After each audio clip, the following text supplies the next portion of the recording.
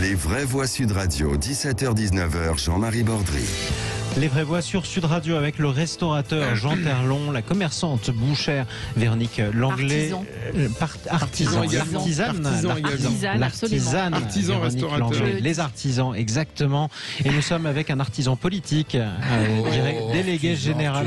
C'est bien, c'est beau. Nicolas Jeantet. Bon, vous voyez, l'ambiance est sereine. On ne parle pas encore du pass sanitaire. Non. Malheureusement, hélas, ils en ont parlé. Sud Radio, les vraies voix. Le débat est ouvert. Franchement, là t'abuses, t'en veux toujours plus. Là y'en a ras-le-bol, tu nous prends pour des guignols. Si vous entendez une des nombreuses parodies, alors là c'est une parodie de Patrick Sébastien sur Internet, des opposants au pass sanitaire qui ne doivent pas être rassurés ce soir dans la mesure où, contrairement à ce qu'ils espéraient, le Conseil constitutionnel valide une bonne partie, la plus grande partie d'ailleurs, de la loi sur le pass sanitaire. Bonsoir à vous Didier Mauss. Bonsoir. Et soyez le bienvenu sur Sud Radio. Vous êtes constitutionnaliste, vous êtes l'ancien président de l'Association française de droit constitutionnel. Question que nous posons à tous nos auditeurs sur Twitter, le Conseil constitutionnel devait-il censurer cette loi? Vous votez sur Twitter, vous nous appelez 0826 300 300. Didier Mauss, le Conseil constitutionnel qui, en préambule, dit en gros, le législateur a poursuivi l'objectif de valeur constitutionnelle, je cite, de protection de la santé. C'est ce qui passe avant tout. Écoutez, c'est pas nouveau. Ça fait 18 mois que le Conseil constitutionnel dit la même chose à propos de chacune des décisions liées à la crise de la Covid-19. Et effectivement, il y a un objectif de valeur constitutionnelle qui est la protection de la santé publique. C'est dans le préambule de la Constitution de 1946, comme il y a un objectif de valeur constitutionnelle de la préservation de l'ordre public ou d'autres contenus. Et face à ça, il faut mettre les libertés fondamentales, notamment la liberté d'aller venir, la liberté de rassemblement, et il y a obligatoirement une conciliation à faire entre cet objectif et les libertés, et c'est une conciliation qui n'est pas facile, il faut qu'elle soit proportionnée. Et le Conseil constitutionnel se positionne là-dessus. Voilà, une des dispositions les plus décriées, en tout cas, de cette loi, c'était l'obligation de passe sanitaire pour les patients non urgents, alors soit dans les établissements de santé, soit dans les maisons de retraite. Le Conseil d'État donne son feu vert tant que, justement, cela ne fait pas, je cite, obstacle à l'accès aux soins. Ça veut dire quoi? Ça veut dire qu'un patient non urgent ne va pas se soigner parce qu'il n'a pas besoin de se soigner? Non, ça veut dire qu'il faut admettre les patients en fonction de la gravité de leur état à un moment donné, et que si quelqu'un arrive effectivement dans un état grave, on ne va pas lui demander s'il a été vacciné avant de le soigner. Voilà. Quand on regarde la décision du Conseil constitutionnel un peu à la loupe, ce qui prend du temps, on s'aperçoit qu'il y a des quantités de petits verrous en réalité. Le Conseil constitutionnel dit globalement OK pour le pass sanitaire, mais il ne faut pas que ça aille trop loin dans tel ou tel sens. Voilà. Bon, il est évident que l'objectif de santé publique, que ce soit la santé publique collective ou la santé publique individuelle, c'est prioritaire. Parlons quand même de ce qui a été censuré. Il y a des aspects qui sont censurés dans cet avis du Conseil constitutionnel, notamment la suspension, ou plutôt l'interruption des contrats à durée déterminée, ou alors de l'intérim. Pourquoi ? Alors parce que, en ce qui concerne le contrat de travail, le Conseil constitutionnel dit il y a une rupture du principe d'égalité. Les salariés qui sont en contrat court ou en contrat long sont dans la même situation au regard de la crise épidémique, et notamment du fait que les mesures vont prendre fin le 15 novembre. D'ici le 15 novembre, il n'y a pas de différence de situation entre les uns et les autres. Donc il n'y a pas de raison d'autoriser la suspension du contrat de travail pour les contrats courts et pas pour les contrats longs. Et donc le Conseil constitutionnel dit vraiment, c'est classique, je veux dire, c'est le principe d'égalité, la situation est la même, quelle que soit la nature du contrat que vous avez. Alors en ce qui concerne les mesures d'isolement, c'est plus original. Le gouvernement et le Parlement avaient adopté l'isolement obligatoire des malades. Mais qui était l'auto-isolement en réalité. Et là, le Conseil dit on ne peut pas se prescrire l'auto-isolement. Il faut qu'il y ait une décision qui vous prescrive l'isolement au vu des résultats des tests et au vu de votre situation personnelle.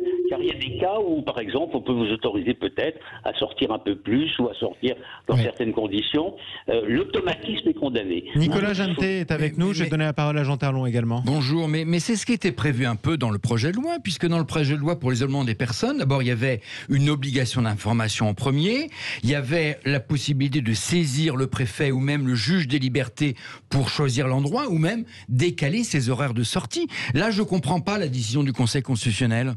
Mais le Conseil constitutionnel dit qu'en réalité, il faut qu'il y ait une décision qui vous prescrive l'isolement et que ça ne soit pas automatique et qu'on prescrive et que cette décision puisse être attaquée non immédiatement devant le juge administratif, éventuellement par une procédure de référé au motif qu'elle serait illégale. Voilà. C'est l'idée qu'il faut un examen individualisé et rapide de la situation. Et en d'autres termes, qui va devoir dans ce cas-là décider si la personne doit s'isoler ou pas quand elle est malade, Didier Mauss?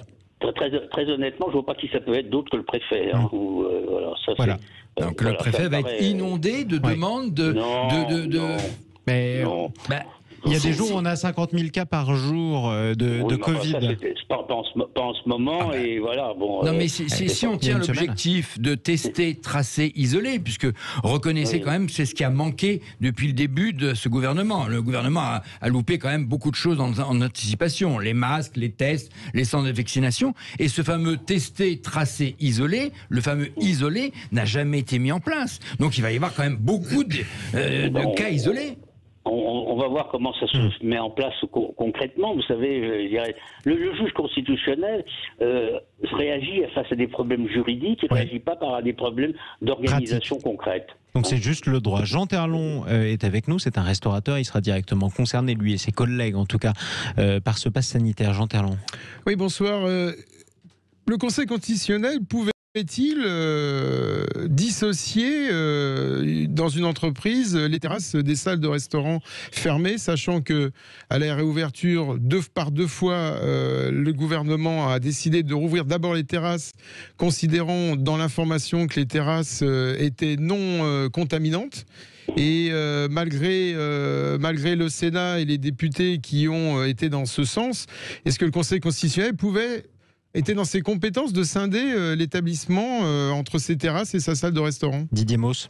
Écoutez, le Conseil constitutionnel ne se substitue pas au législateur, au Parlement. Il l'a dit répété, il le dit depuis toujours, il n'a pas un pouvoir d'appréciation générale. Il statue sur ce qu'on lui donne comme matière première, c'est-à-dire ce qui a été voté par le Parlement et les critiques qui sont formulées par ceux qui ont saisi le Conseil constitutionnel. Alors, à partir de là, qu'il soit plus logique peut-être de dissocier ce qui est à l'extérieur et à l'intérieur, pourquoi pas, mais c'est pas la question dont il était saisi. Et il ne pouvait pas de lui-même aller dans ce sens. Mais il y avait quand même dans le quand on lit un peu, parce qu'il faut lire entre les lignes et je suis pas assez. C'est pourquoi on a invité Didier Mauss. C'est pour ça que vous êtes là. Il est quand même marqué qu'il ne doit pas y avoir on ne doit pas enfreindre la liberté d'entreprendre. Donc quand on sanctionne les restaurants actuellement en prenant les terrasses comme étant un lieu de contamination alors que ça ne l'était pas, on va enfreindre l'économie de l'établissement. Non, parce que le Conseil rappelle ce qui est une jurisprudence parfaitement classique, que la liberté du commerce et de l'industrie, la liberté d'entreprendre, est limitée par un certain nombre d'autres contraintes, dont des contraintes sanitaires, des obligations sanitaires ou des obligations de santé publique. Alors, on aurait peut-être pu adopter un autre dispositif, mais c'est pas le rôle du Conseil constitutionnel de se substituer à d'autres. Et il est possible que dans les décrets, on aménage un peu les choses ou qu'on le fasse progressivement. Je n'en sais rien. J'en sais rien, mais j'allais dire, il ne faut pas confondre ce qui est l'analyse juridique et l'opportunité ou la faisabilité. Et je prends un exemple qui concerne par exemple les centres commerciaux. Bon, il était critiqué que dans les centres commerciaux, les petites boutiques des centres commerciaux soient soumises aux obligations du pass sanitaire, alors que les boutiques équivalentes en ville ne le sont pas. Et là, le Conseil constitutionnel répond également sur le principe d'égalité en disant ils ne sont pas dans la même situation parce que un centre commercial réunit beaucoup de monde d'un seul coup, alors que dans une rue commerçante, eh bien, il y a un peu moins passe de monde, beaucoup plus facilement. Et voilà. Et donc ce genre de critère qui peut paraître quelquefois un peu compliqué à comprendre, je l'admets volontiers, mais qui a une réalité, et le Conseil constitutionnel se situe alors là parfaitement dans la jurisprudence classique de toutes les cours constitutionnelles. On va revenir justement avec vous sur l'égalité, parce que c'est une des choses, l'inégalité, pardon, qui est le plus pointée. Au début de cette émission, Didier Mauss, on avait un représentant syndical de soignants qui sera donc soumis à l'obligation vaccinale. Et il nous disait en substance, mais pourquoi nous, et dans ce cas-là, pas les policiers, par exemple, ceux-là même qui seront chargés d'ailleurs de contrôler l'application du pass sanitaire. Est-ce qu'il n'y a pas une rupture d'égalité là ? Ils ne sont pas dans la même situation, si vous voulez. Les personnels soignants ou les personnels d'accompagnement des personnes âgées, etc., sont au quotidien confrontés à des risques sanitaires.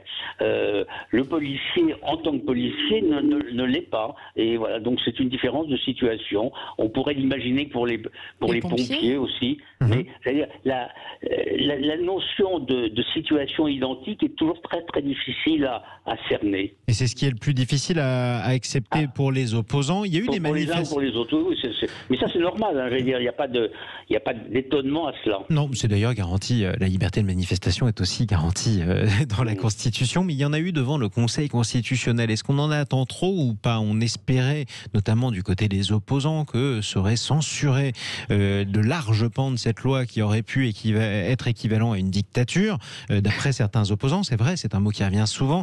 Est-ce qu'on en attend trop finalement du Conseil constitutionnel ? Écoutez, quand on n'est pas content d'une décision, et les opposants n'étaient pas contents de la loi votée par le Parlement, on attend beaucoup de celui à qui on soumet le problème. Et on en attend toujours un peu trop. Voilà, vous savez, on dit en droit pénal qu'on a 24 heures pour maudire ses juges quand on est condamné, parce qu'on en attend monts et merveilles. Et là, c'est un petit peu la même chose. Très honnêtement, je n'avais guère de doute sur la constitutionnalité du pass sanitaire. Bon, la question qui se pose, et qui se pose encore d'ailleurs, c'est de savoir jusqu'où peut-on le mettre, pendant combien de temps, etc. Et le Conseil met des quantités de verrous en réalité là-dessus. Voilà, il valide le principe, mais il dit attention dans les modalités d'application. Ce n'est que du provisoire et il faut faire attention. En tout cas, Nicolas Jeannetet. Vous pensez qu'il y aura beaucoup de questions prioritaires de constitutionnalité, de QPC, comme on dit et est-ce que là, le Conseil constitutionnel peut revenir à nouveau ? Non. Non, il ne peut pas revenir. C'est fini, c'est acté. Sur ce qu'il a jugé aujourd'hui, ça c'est pas. Il peut revenir sur d'autres aspects, mais il ne peut pas revenir sur ce qu'il a jugé.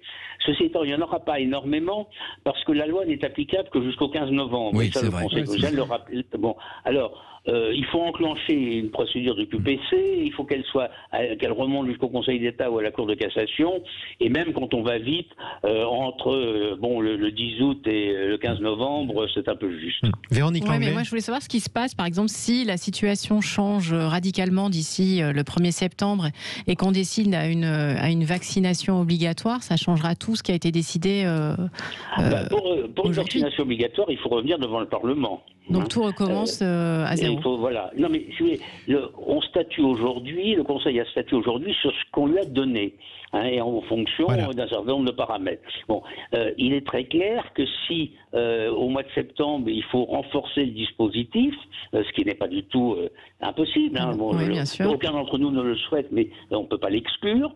Eh bien, il faudra refaire une loi, donc convoquer le Parlement, et puis la nouvelle loi sera de nouveau soumise au Conseil constitutionnel. On ne peut pas anticiper. Bon, il faut surtout pas chercher à anticiper. Le Conseil là-dessus est très très clair. La date du 15 novembre est à butoir. En revanche, en termes d'assouplissement, si en septembre, par exemple, le gouvernement décide d'ouvrir les terrasses, il faut repasser devant le Conseil constitutionnel ou pas ? Non, parce que ça, on peut le faire par décret. D'accord. Le gouvernement peut-il aussi assouplir, au lieu de deux vaccinations, une seule vaccination ? Parce qu'il y a des pays qui le font. Là, c'est pas une mesure législative, c'est une mesure de santé publique. Là, on peut faire ce qu'on veut. C'est une prescription de santé. Non, c'est vraiment là. Mais si vous voulez, ce qu'il faut bien avoir, c'est que le Conseil le dit clairement. La loi donne une autorisation de faire un certain nombre de choses. Elle ne dit pas que c'est une obligation de le faire. Et on peut aménager cette obligation en fonction de la situation sanitaire réelle à un moment donné. Or, nous le savons maintenant depuis 18 mois, il est à peu près impossible de savoir un mois ou 6 semaines à l'avance quelle sera la situation sanitaire. Et de prévoir ce qui va nous tomber dessus. Ce sera ma dernière question, justement, Didier Mauss. Des opposants qui sont assez nombreux quand même et qui d'ailleurs augmentent d'un samedi à l'autre. On verra bien ce que donnera le prochain samedi. Ils étaient 200 000 d'après le gouvernement il y a quelques jours.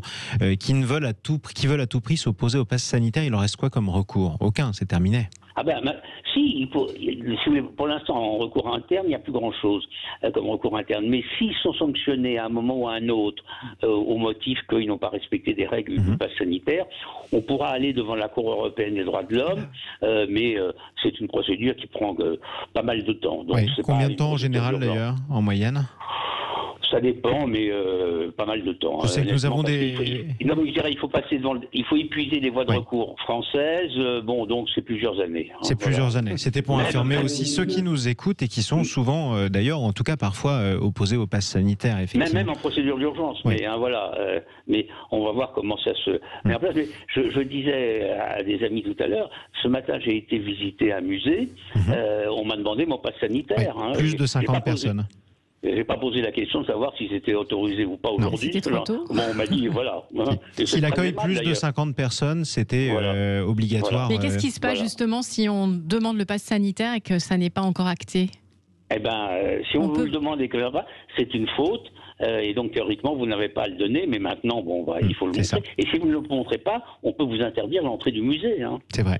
En tout cas, on vous le demande depuis plusieurs jours, même plus d'une semaine largement, dans les piscines, les centres de loisirs, justement, et les musées, les espaces culturels qui accueillent plus de 50 personnes. Dernière question pour vous. Moi, j'ai une dernière question que tout le monde se pose, c'est notamment le contrôle d'identité de la personne qui a présenté son pass sanitaire.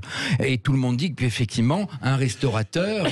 un personnel d'accueil dans un cinéma n'a pas le droit de demander une pièce d'identité, puisque c'est l'article 78 du Code de procédure pénale. Seul un officier de police judiciaire peut le faire. Vous nous le confirmez ou pas ?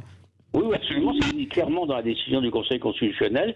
Il n'y a que les autorités de police et de gendarmerie qui peuvent vérifier l'identité des gens. Le restaurateur, je prends cet exemple parce que c'est le plus banal, va vous demander votre passe sanitaire, mais il va pas, comme il n'y a pas de photo dessus, il ne pourra pas vérifier si il ne peut pas l'authentifier. C'est ce que je... Mais du coup, c'est une question qui est soulevée par un certain nombre d'opposants au pass sanitaire. On se retrouve dans une situation où le pass sanitaire est obligatoire à l'intérieur d'un restaurant, mais le restaurateur ne peut pas contrôler l'identité de la personne. Le policier peut le faire. L'obligation, c'est de vérifier que vous avez un pass sanitaire. C'est ça, mais si c'est pas le bon. Si c'est pas l'autre, imaginons que le policier vienne contrôler à l'intérieur et que le policier, pour qui ce n'est pas obligatoire, n'ait pas son pass sanitaire. Est-ce que le restaurateur a le droit de refuser l'entrée du policier? On le refuse. Didier Mauss. C'est pas un client. Le policier dans ce cas-là. Oui, dans ce cas-là, mais imaginons que le policier veuille entrer. Est-ce que le restaurateur, c'est une question qui est soulevée par des opposants. Est-ce que le restaurateur a le droit de s'opposer à l'entrée d'un policier qui n'a pas son passe sanitaire? Mais vous savez, regardez. Oui ou non, Didier Mauss? C'est difficile à dire comme ça, mais. Donc il y a peut-être une faille. Il faut une perquisition. Non, mais il y a toujours des failles. Après le premier confinement, on vous disait il faut donner votre numéro de téléphone sur le cahier au cas où il y aurait besoin de vous rappeler. Oui. Personne ne pouvait vérifier que vous donniez un bon numéro de téléphone. Exactement. C'est vrai.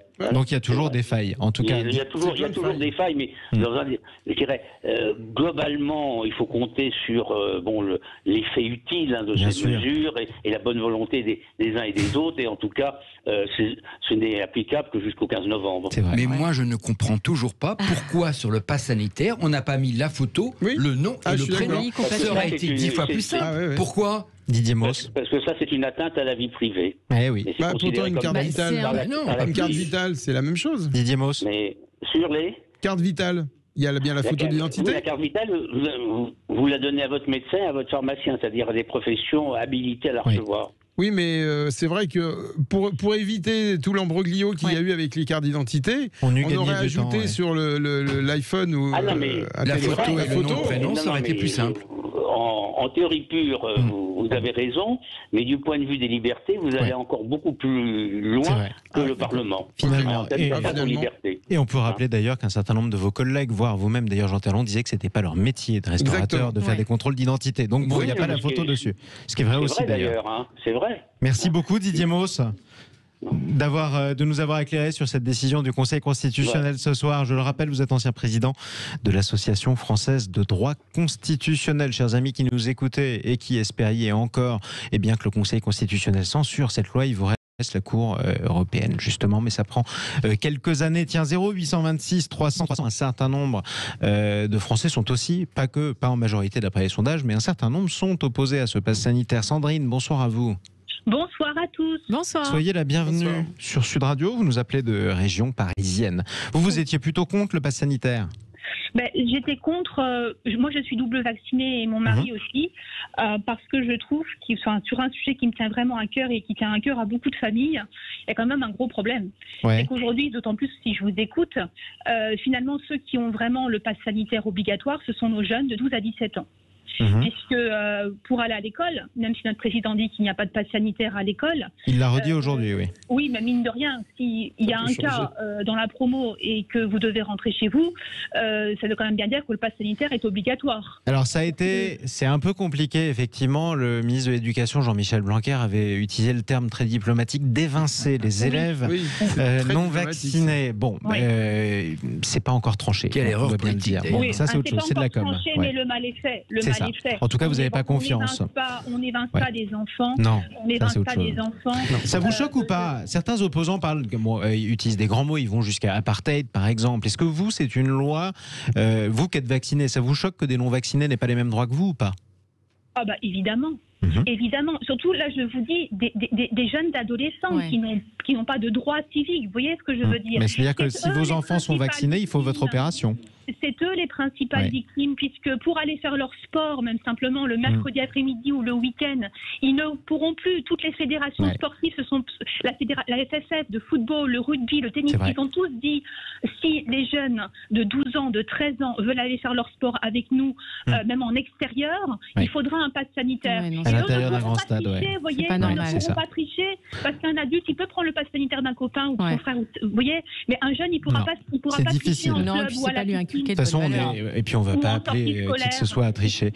Merci beaucoup en tout cas Sandrine pour votre témoignage. Oui, ce que je voudrais dire aussi qui est très important, parce que c'est ça le plus grave, c'est que nous on n'a pas de débat en France. Alors qu'en Allemagne, essaye là. Il y a 2 jours, mais en Allemagne, il y a 2 jours, la commission vaccinale a dit qu'il ne fallait pas vacciner les jeunes de 12 ans. Les Allemands, c'est pas rien quand même. Eux aussi, ils ont des médecins, ils ont des scientifiques. Et eux, ils disent non, il ne faut pas vacciner les enfants. Et ils ont sont dit pas forcément d'accord. Des pressions. Ils avaient subi des pressions politiques. Donc il faut se faire du politique et se poser la question pour nos enfants. C'est le sujet en tout cas, bien sûr, qui vous occupe. Et un certain nombre de Français, la balance, bénéfice d'une part, risque d'autre part, y compris pour les très jeunes. Merci beaucoup Sandrine. Vous nous rappelez, il y a toujours, c'est vrai, mais il y a toujours des débats sur Sud Radio. Vous serez toujours la bienvenue au 0826 300 300. On vous embrasse, Sandrine. Merci. Et on vous souhaite de belles vacances. On vous posait la question, les amis, sur le Twitter de Sud Radio. Le Conseil constitutionnel aurait-il dû censurer le pass sanitaire? Vous avez voté, vous avez répondu. Pour vous, les internautes du Twitter de Sud Radio, oui, à 93% d'entre vous. Restez sur Sud Radio, les amis. On se retrouve dans quelques instants pour le clin d'œil des vraies voix. Vous verrez, on n'arrête pas le progrès. On a trouvé une méthode absolument géniale pour détecter le Covid et en plus, ça fait pas mal.